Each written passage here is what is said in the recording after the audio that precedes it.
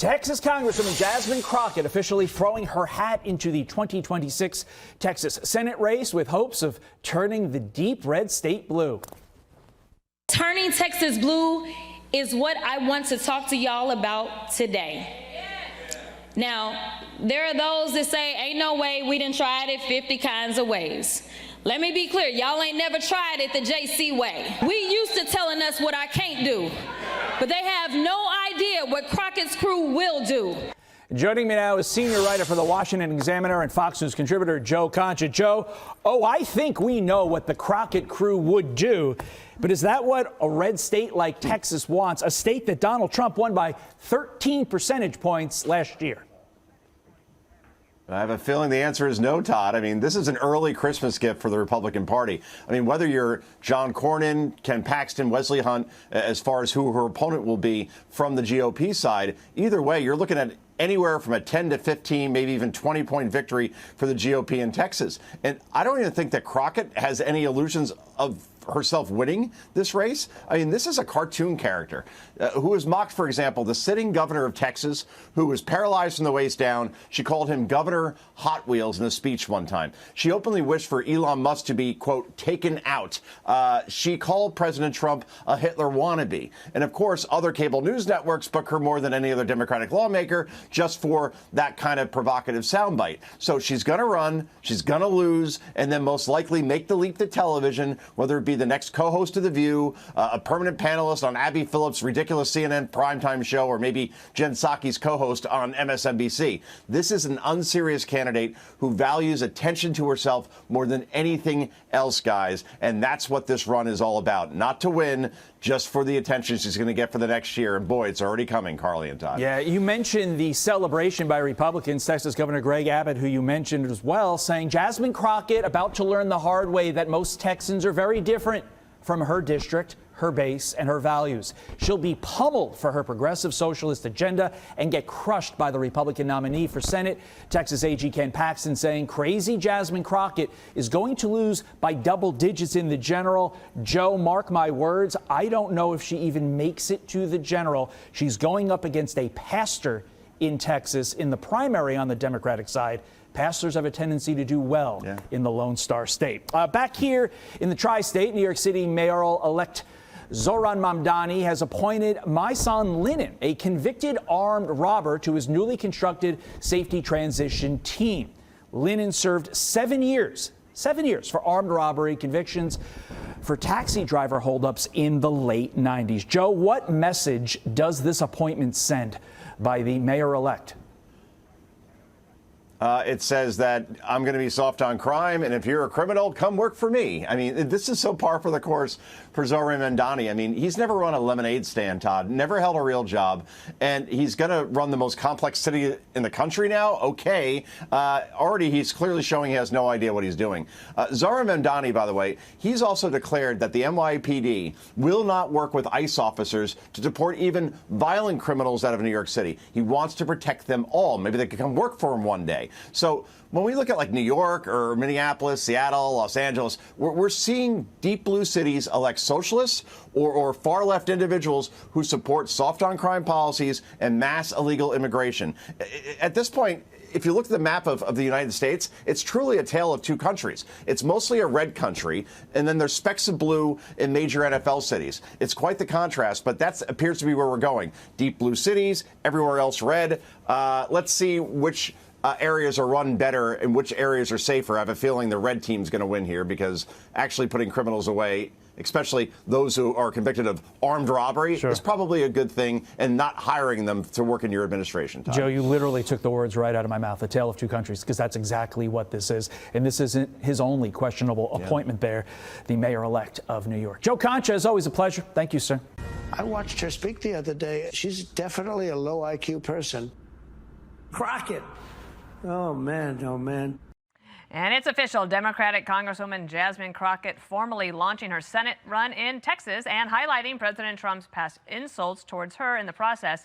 The seat is currently held by Republican John Cornyn, and Crockett says she is confident of a flip. Turning Texas blue is what I want to talk to y'all about today. Now, there are those that say, ain't no way, we done tried it 50 kinds of ways. Let me be clear, y'all ain't never tried it the JC way.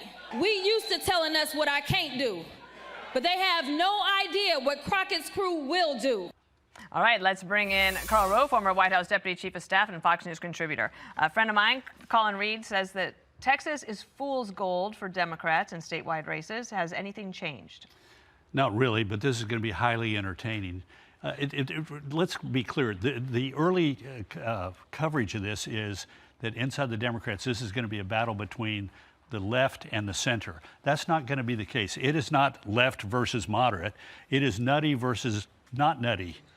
James Tallarico, the other Democrat in the race, is as liberal as Jasmine Crockett is. It's just that he's not as nutty as she is. She served in the Texas House for one term.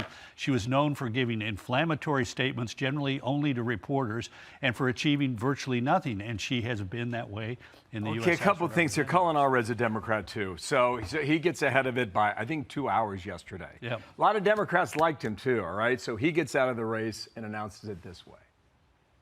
Going through a bruising primary, and in Texas we have a runoff, and we would certainly have a runoff in this case, was not in the best interest of the state or the party. I'm friends with Jasmine. I've known her for some time, and I think it's important that we go into November with a unified party. Okay, that's his position. Here's the deal on Axios with Chuck Schumer. The Senate Minority Leader and the Democratic Senatorial Campaign Committee probably could have tried to keep Crockett out if they were strong, but they're not. They're the weakest they've ever been. We've been talking about them being weak for several years now. Yeah. Are they still that way? Please, yes, absolutely. Schumer's ability to, raise money is still there, but his ability to affect who's in and who's out in a Democratic primary is gone. In fact, count on it, both Tallarico and Crockett will say that Schumer should not be Senate leader, and then they'll be hoping that he will shower them with cash in the general election, which he's capable of doing. But look, let's be clear. You'll notice she gave her talk off of a teleprompter. That's about the only time we're going to see her under control. She is capable of saying the most extraordinary things. Our governor, who was paralyzed in a freak accident as a young man, is in a wheelchair, and she, belittles him for that. And she is capable of doing that kind of thing every day in every way possible. It's going to be highly entertaining. You will not be bored, that's for sure. Does this matter at all for Senator Cornyn? He's running for re-election, but he's got a primary on the Republican side that might be tough for him. But does Jasmine entering the race matter in that primary at all? Well, it probably matters a little because it causes Republicans to say, I can do anything I want with my vote because we can beat that woman. I mean, Allred was a credible Democrat candidate. He had done a lot in the Dallas business community to advance the city of Dallas. He was a more moderate candidate, and even he lost to Theodore Cruz by 9 points. Here's Cornyn. I think she wins the Democratic primary, and she's the worst possible candidate they could have in Texas. She's unelectable. I think he's absolutely right about being unelectable. Is she better or worse than Beto O'Rourke? Robert Francis O'Rourke, Sorry. Look, I'm not certain she's going to be the winner. That would be the only thing. Because, look, Democrats are desperate to have a credible candidate. And over the course of the next 3.5 months, she is going to be seen as not really credible. Let's play one more thing from her. She says that she claims Texas is not red. It's just that other people that wouldn't vote for Republicans, Democrats, or progressives don't turn out to vote. Watch. They tell us that Texas is red. They lie. They are lying. We're not. The reality is that most Texans don't get out to vote. You know Texas politics better than anyone. What do you think of that? Well, full disclosure, I'm the chairman of a voter registration group that in the last 3 cycles has added 573,000 new Republicans to the rolls. Wow. And how many Democrats added during that time? Well, we don't register by party. These are people we identify using sophisticated data and know that they're Republicans and get them registered. But the fact of the matter is, if you look at it, since 2018, the Republican statewide margin has increased in every election since then. So Ted Cruz, who won by 3 points in the race against Robert Francis O'Rourke, won by 9 points 2 years ago, and we're again active in that. And the ticket is going to be led by Governor Abbott, who has nearly $90 million in the bank and a very focused effort at getting out the vote. So she can say, oh, the Democrats are really the majority in Texas, but the election returns do not show it, and the gap is getting bigger rather than smaller. The people who moved into Texas in the last several years, we ran a poll in the last election, and their generic ballot of people who were newly moved into Texas was 59R 41D. Interesting. Wow. Take it out broader map. We're going to talk to death for 11 months about the midterms, especially on the House side. You've got redistricting in how many states? Just all over the map. Texas, Florida, North Carolina, Missouri, Indiana, California, Illinois, you name it. As you break down what's happening among all 50 states, let's say, if you were to vote today, are you able to say whether or not the Democrats have the edge in the redistricting, or can Republicans hold their own in an off-year midterm election where the economy will be issue number one? Well, we don't know today, but you're right. The economy is going to be critical, and people's attitudes about the economy are sour, and their approval of the president is in the mid to low 30s, depending on what poll you look at on the economy. So the Republicans have got a lot of work to do. Now, are these redistricting wars going to have an advantage for one party or the other? Again, it's state by state. California, it's going to work for the Democrats. Texas, it's going to work for the Republicans. But we also have to be clear that it's a very tight contest. For example, Texas. My personal view, it's not going to be 5 Republican seats. One of those seats is Henry Cuellar's. As long as he is the Democratic nominee in a seat based around Laredo, he's likely to win. He ran ahead of the Harris ticket and the Biden ticket. And the president gave him a pardon on, he was up for charges on corruption. Well, that seat is likely to be won, and that's one of the ones that the Republicans said, we got 5 shots at pickup 5. Not likely to happen. Wow. I'm thinking today, if I were to make a prediction, whoever wins the majority, if the Republicans keep it or Democrats take it, it's going to be slim again. Absolutely. Either side is going to be slim. We're in a time of highly polarized politics, but you have to give the advantage to the Democrats. In post-World War II, we've only had 2 midterm elections in which the White House party picked up seats. 1998, where Bill Clinton's approval rating was in the 60s, and 2002, when George W. Bush's was in the 60s. I happened to be at the White House then. Let me tell you, even with a 60% approval rating, it was a very close thing. Right. Very hard. All right, Carl, thank you. All right, Sandra Crockett's potential opponents may be keen to use her own words against her on that campaign. Here's a look at some of Jasmine Crockett's greatest hits.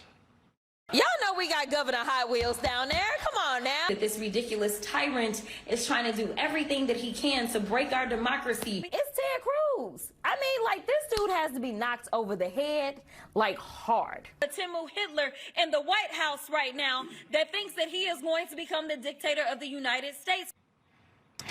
All right, let's bring in former National Press Secretary for the National Republican Senatorial Committee, T.W. O'Regan, and former Biden Director of Message Planning, Megan Hayes. Left out of that was the one where she said, well, somebody slap me and wake me the F up. I thought that was a classic. So the Senate, Megan, is known as the great cooling pond to the House. And I'm wondering, how does Jasmine Crockett and her personality and the way she comports herself fit in with that metaphor? She doesn't exactly scream cooling pond. I think that's what she is now, and being a fighter against Trump for her district, and I think that's what her district needs. That's also what the Democratic Party is looking for. People are going to push back against Trump. But I do think that Texas is an interesting place, and she'd definitely bring in some more livelihood to the Senate, which might be good for them. Wake them up. Texas Governor Greg Abbott doesn't think she stands a chance. Here's what he tweeted out. He said, Jasmine Crockett is about to learn the hard way that most Texans are very different from her district, her base, and her values. She'll be pummeled for her progressive socialist agenda and get crushed by the Republican nominee for Senate. The Texas political cemetery is filled with blowhards like her who have no idea what it's like to run statewide. Looking forward to watching the circus and keeping the U.S. Senate seat red. On the bright side for her, maybe she'll end up with a job on The View. I mean, we know how Texas has voted historically, but, you know, you throw a wild card like Jasmine Crockett in and you never know what's going to happen. I think Governor Abbott hit the nail on the head there. Look, this inflammatory, vulgar act she's been putting on for the last several months to years is all manufactured to get her name more attention nationally. We know that, but that is the exact opposite playbook that will work in a race in Texas. If the Democrats thought they had a chance to beat Ken Paxton, if that is your nominee, Jasmine Crockett, Ken Paxton's going to be the next senator from Texas if he should win the primary. Hopefully it's John Cornyn. But I find it vulgar. I find much of what she does to be a manufactured act. You can go find videos of her from previously. She doesn't sound anything like she does now. It's all made up. It's garbage. She's a godsend to Republicans. All right, so tell us, what are Democrats looking for? Are they looking for somebody who's calm, reflective, deliberative in the Senate, or are they looking for a flamethrower? I think we're looking for everything. I think that Democrats are looking for anything that's going to work to win. I think that's what Democrats need here are fighters and people who are pushing back against these policies that don't work. The economic policies don't work for Texans, and they don't work for the rest of the people in America, as we are seeing. That's why, just like in Tennessee, I know she lost, but she also put up a really strong fight, and she made a lot of headway. So I think that in places like Texas, if we have the right candidates and you have the right message and your delivery is good, Democrats have a real chance of winning in places like Texas where they haven't been before. Right. So Allred has dropped out, so it's just down to one competitor, and that's James Tallarico. He's a rising star in Texas. He's a former school teacher, progressive, populist. He's also deeply religious, studying to be a pastor, I heard. The big problem, though, is, with the status quo, because he's completely different demeanor than Crockett.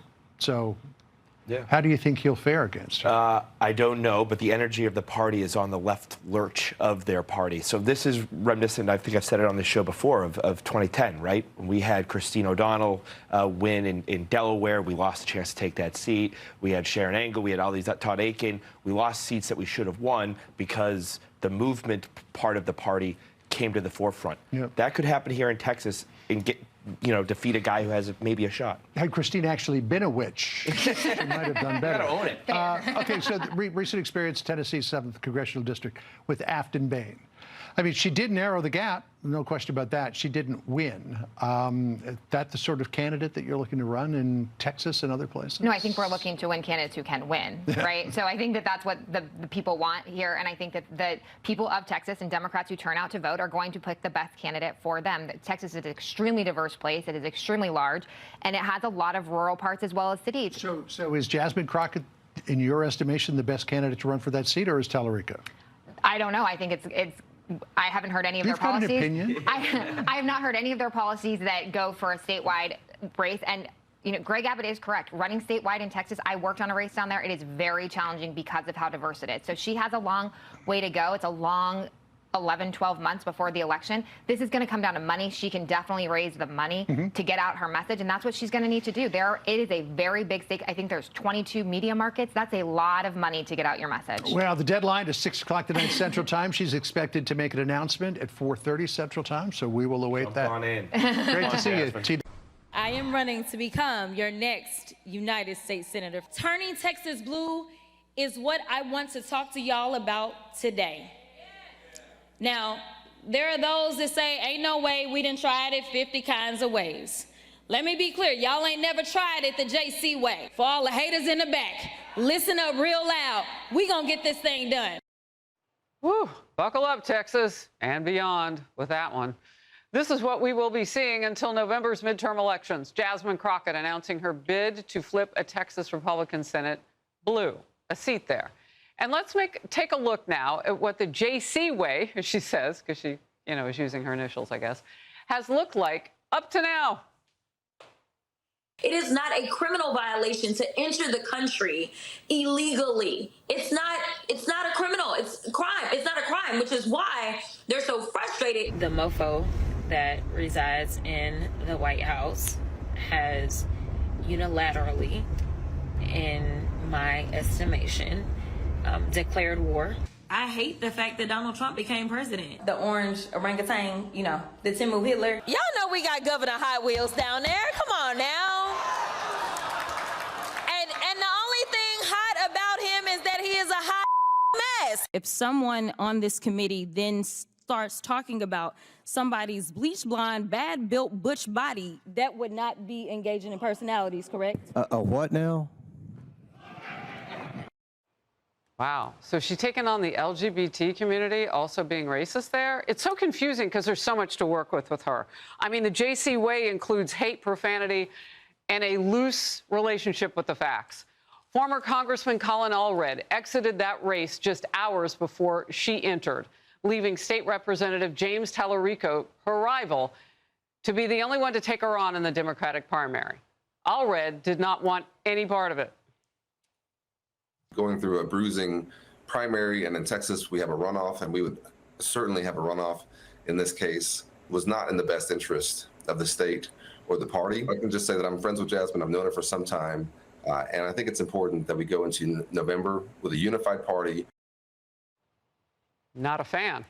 Crockett is taking on Republican incumbent John Cornyn. His comment on her announcement, quote, Jasmine Crockett does not represent the views of a majority of Texans. She is radical, theatrical, and ineffective. And former CNN analyst thinks Crockett's chances are slim. I'm not sure Texas is ready for a senator as liberal and as outspokenly liberal and as outspokenly anti-Trump as Jasmine Crockett is. I think she has a under 10% chance of winning the general election, and that's not what you want to hear if you're a Democrat. In focus now, Republican strategist Mahek Cook and Megan Hayes, former director of message planning under President Biden. Mahek, is this a gift to Republicans?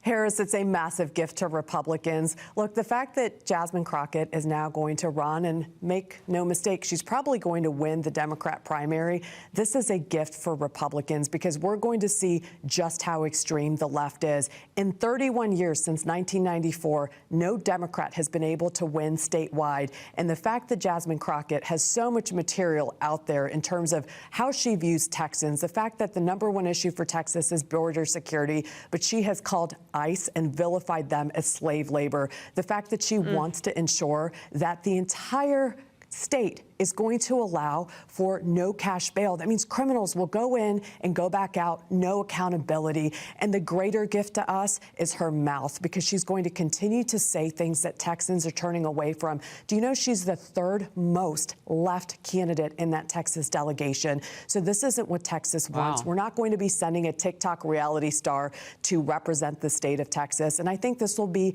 a massive impact in the midterms, because we're going to see people like Jasmine Crockett, AOC, and so many others and their extremism, and it's going to repel other states like Ohio and the Midwest. So I think this is a blessing in the midterms. You both heard me say wow when you said 3rd most far left, Democrat in the state of Texas. You mean there are some who are farther right. So do you have concerns about your party at this point in the midterm elections, particularly in areas where these candidates are so much farther left than anybody even in your own party? No, I don't. I think that Texas is an interesting place. I've worked in a statewide. Can she win? That is meant to be seen. I think to win in Texas, you have to appeal to the moderates, and it's yet to be seen if her policies are going to appeal to the moderates. I haven't seen any policies from her yet since she just announced yesterday. It's going to be a tough road for a Democrat to win in Texas regardless. But I do think she will drive people to donate. She will drive voter turnout. But to win in Texas, you have to win moderate. So it'll be interesting to see here if she moderates a little on some of these far left views that you're mentioning. So, James Tallarico is a moderate candidate. So it will be interesting to see if she can moderate to even win through the primary. Yeah, I don't know how you moderate calling the president of the United States a cheap Hitler. I mean, that's disgusting. But we'll see if she can do it. Axios with this headline, quote, Dems face a Tea Party-style revolt in Texas and beyond. And here's part of it. Schumer and the Democrat Senatorial Campaign Committee probably could have tried to keep Crockett out if they were strong. A national Democrat strategist told Axios, but they're not. They're the weakest they've ever been. Reverse order now. Megan, your response. Look, I think it's very well known and documented that the party at a national level does not have a great reputation, but I think that that's what's interesting about Democrats. We are a grassroots party. We always go from the bottom up. We're not a top-down party. You saw that in the elections just in November, where we had moderates and someone who is more progressive win. We've had places in Mississippi and in Pennsylvania. We won places because people want a different option than Donald Trump. So they're willing to give these Democrats a try. And so I do think that at a national level, the reputation may not be great, but this is all politics are local, and we will see that in the midterms. Yeah, national, that's exactly right, because you didn't give voters a choice in your party by even having a primary. You had those famous 107 days of Kamala Harris, and even the book pointed that out. Well, while Democrats fight amongst themselves over the future of their politics, more names are floating around when it comes to the 2028 presidential race. And there's some speculation around Arizona Senators Mark Kelly and Ruben Gallego joining that list of potential presidential contenders in 28. Governors Josh Shapiro, Andy Beshear, Gavin Newsom, former Vice President Kamala Harris, New York Congresswoman Alexandria Ocasio-Cortez. AOC, in fact, leads a new survey of young Democrat voters in a hypothetical 28 presidential primary. It shows her with a double digit over the former VP Kamala Harris. But this recent comment from former First Lady Michelle Obama would suggest she's actually not optimistic about AOC or Kamala Harris. As we saw in this past election, sadly, we ain't ready. That's why I'm like, don't even look at me about running, because you all are lying. You're not ready for a woman. You are not. So don't waste my time. And just this weekend, influential Democrat Congressman James Clyburn agreed. Michelle Obama is absolutely correct. If you look at the history, we demonstrated that we were not ready. These are incredible women who have run: Hillary Clinton, Kamala Harris, and I think that we are getting there. That's why we can't afford to turn the clock back. Wow. I mean, I thought this was the party of women. Heck, are they anti-women? We know that they want men and women's sports. Harris, the Democrat Party is so out of touch, and they are anti-women. And bless his heart for saying that America isn't ready for women. Let me tell you something. 94% of Americans today, according to Gallup polling, is saying we're ready for a, and here's the operative word, qualified woman. And Democrats continue to fail that mark. You put Hillary Clinton up. She had the biggest national security scandal in history with classified emails using her private server. And then you have Kamala Harris, who had one job, which was to secure the border, and she continued to mishandle it, telling us the border was secure, complicit. And again, the massive scandal, an auto pen scandal and a shadow government running the American system. So when we talk about who's ready and what's next, it's about competence today. We're tired of Democrats telling us it's a female issue. Americans are ready, but we need a qualified, competent women at the top of the ticket. Republican or Democrat, people will give them a shot. So it's not the female card, and they're continuing to gaslight the American people. Either it's racist or it's the female card, and Americans are tired of that. There's so many women like me and others that are entering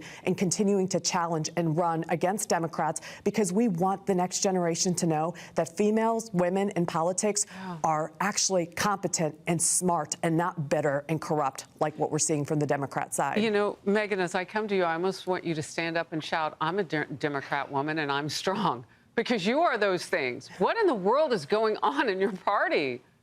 Yeah, it's interesting because two women just won on the Democratic side for governor. So, you know, there are. I guess they don't count them.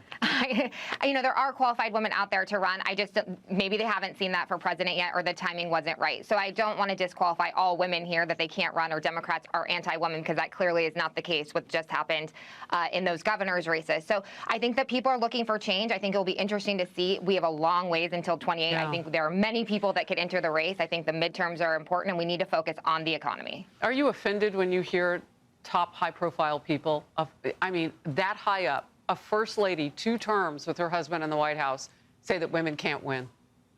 No, because I think it's right. A woman hasn't won yet, and there's been women on both sides. But I'm not offended, because I just don't think that everyone's entitled to their opinion here. So she can have that opinion. We just have not had the right woman run yet. But I do think there are strong women in the Democratic Party, as seen in New Jersey and in Virginia. And as Mahek pointed out, across the spectrum. All right, good to see you. Thank you both. Hey, Sean Hannity here. Hey, click here to subscribe to Fox News YouTube page and catch our hottest interviews and most compelling analysis. You will not get it anywhere else.